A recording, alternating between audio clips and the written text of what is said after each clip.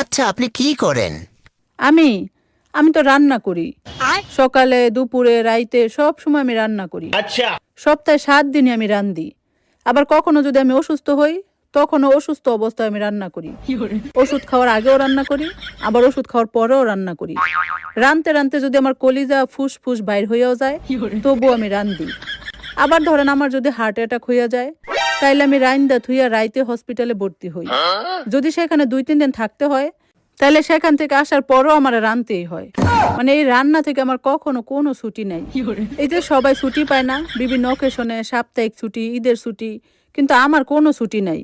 তখন আমার আরো বেশি বেশি করে রান্না করতে হয়। এই যেমন তখন ধরেন আমি আরো ফ্রাইড রাইস রান্না করি, চিকেন ফ্রাই রান্না করি, রোস্ট রান্না করি, কাবাব রান্না করি, বিরিয়ানি রান্না করি, পোলাও রান্না করি, টিকিয়া বানাই। মানে আরো তখন আরো কত ভ্যারাইটিস রান্না করি। ভাই এই রান্না থেকে আমার ছুটি নেই। আমি